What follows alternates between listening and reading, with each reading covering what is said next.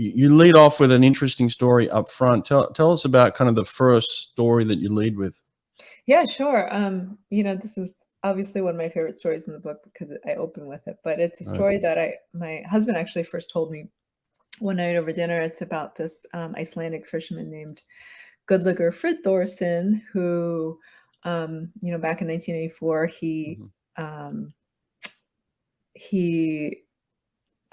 his boat capsized. Yeah, I can still see you, by the way. Oh, sorry. I was like, where'd he go? I'm still here. Did I get a wild look in my eyes? No, I just wanted to see you up close. You're about to tell a really interesting story, so let's get up close. Well, thanks. His boat capsized in the middle of winter in Iceland, and he was on a fishing vessel, and everyone else very quickly drowned except him and the captain, and they started swimming for shore. I mean, they're 6 kilometers from he can see the lighthouse from his home island, but it's like 41-degree water. It's freezing. I think air temperature was probably like in the 20s, and very quickly everyone perished except for him, and he started swimming. And so he swam for 6 hours, 6 kilometers, and he was wearing like a sweater and like work pants. And he comes ashore, and he makes it to the lights of the first house he sees, and they take him immediately to the hospital, and he has no signs of hypothermia. He is a little bit dehydrated, and it turns out his body temperature was his core temperature was able to be stable and consistent through this ordeal because his body fat was like 2 to 3 times normal human thickness, and more more solid. And he was they called him the human seal. I mean, it was like this biological quirk that he had where he was able to not only keep swimming because Icelanders are, swimming is mandatory. Swimming lessons are mandatory in elementary schools. And, it's this country of islands. It's an archipelago, and it's a country of, lives lost at sea, right? Because it's a fishing country.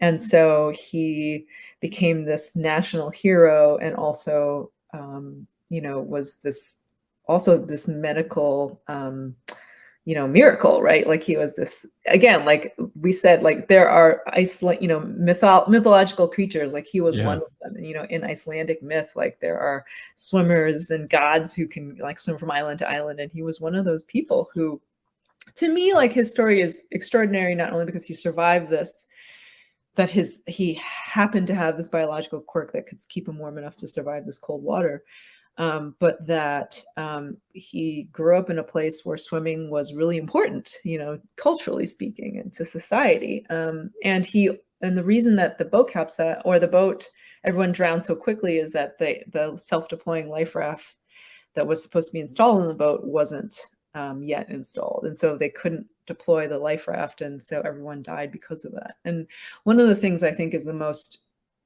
really poignant thing that he told me about that night was that before everyone drowned, they were holding onto the keel of the boat, and they said, if anyone survives this, we have to tell them what happened.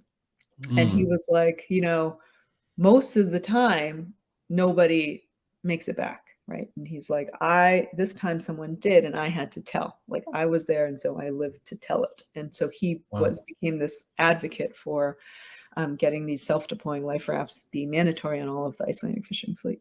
Oh wow, that's very cool. Yeah. Love that.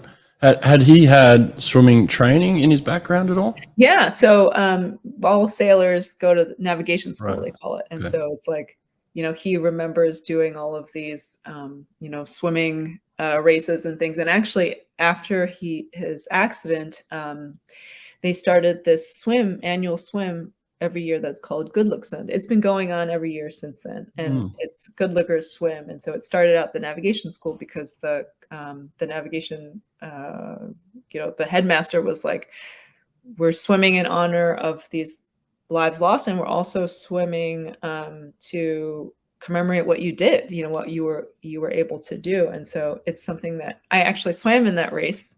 I swam in that event. Yeah. And you swim 6 kilometers basically. And so everyone comes to do it in town, and it's a really beautiful thing. Wow, I love it. I might have to get out there myself and try that one. That'd Yeah, be pretty cool. I think you'd like it.